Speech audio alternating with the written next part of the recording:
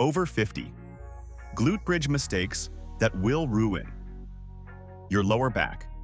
It is surprising how a movement as simple as the glute bridge can quietly impact posture, mobility, and lower back comfort, especially after 50. At first glance, it looks straightforward. Lie down, lift the hips, lower. But subtle errors, small enough to go unnoticed, can create tension, overwork compensating muscles, or even worsen pre-existing stiffness. The body over 50 responds differently. Muscles take longer to activate, joints are less forgiving, and patterns learned decades ago often resurface without warning. Many people feel these effects only hours later, in ways they cannot immediately connect to the movement itself. Today's exploration dives into 9 of the most common mistakes adults over 50 make during glute bridges, examining how these small shifts ripple through posture, strength, and overall comfort. It's not about fear, it's about awareness, subtle adjustments, and understanding how even a simple movement has layers of nuance. Overarching the lower back. One of the most common mistakes is lifting the hips so high that the lower back arches excessively, creating tension in the lumbar spine. Many over 50 adults describe a sensation that the lift feels taller or stronger, unaware that the glutes are not fully engaging and the lower back is taking the brunt of the effort. This arching can create a dull, persistent ache that shows up the next day, or tightness that lingers in everyday activities like standing, walking, or bending. It is fascinating how subtle this stress is, often imperceptible at the moment. But the cumulative effect over weeks can reduce comfort and mobility. Observers often notice this pattern in themselves only after paying attention to posture cues in mirrors or subtle feedback from muscle fatigue. Correct alignment is less about extreme lifts and more about thoughtful, controlled engagement, allowing glutes and core to work together while keeping the spine neutral. Feet planted, too far or too close. Foot placement is deceptively simple but critical. Planting the feet too far from the hips shifts more load to the hamstrings, leaving glutes underengaged and lower back compensating, while placing them too close reduces leverage and can make the movement feel awkward or strained.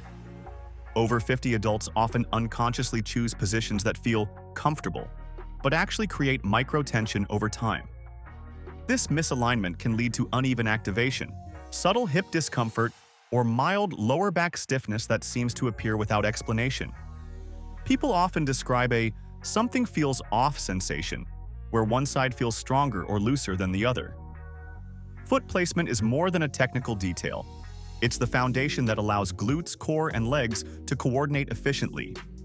Relying too much on momentum, lifting with a jerk or thrust, may create the illusion of strength, but over 50, this habit often transfers load away from the glutes and onto the lower back or hamstrings. Many people are unaware that the speed of the lift drastically changes which muscles are working.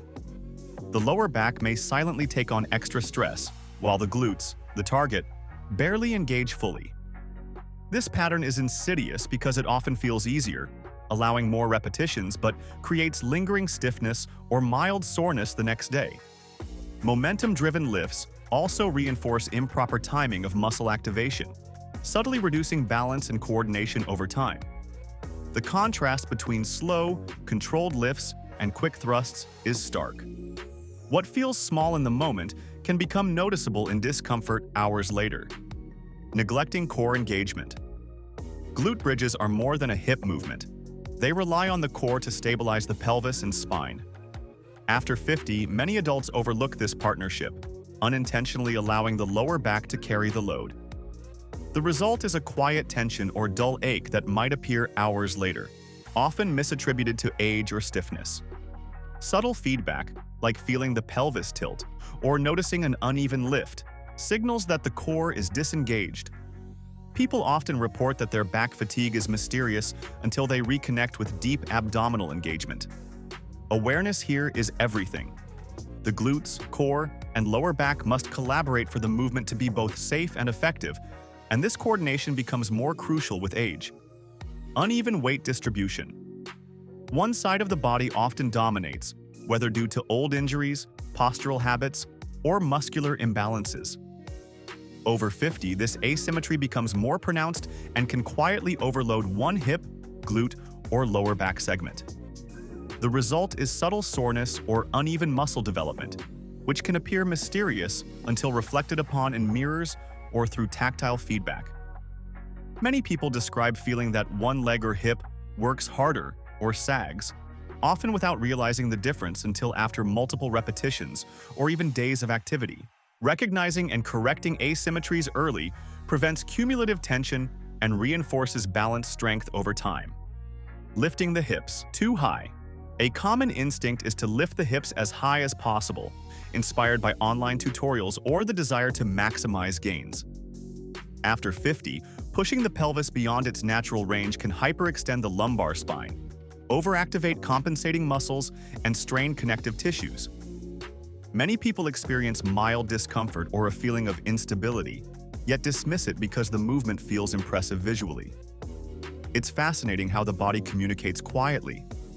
Tension, minor stiffness, or a lingering dull ache are subtle warnings that are easy to ignore.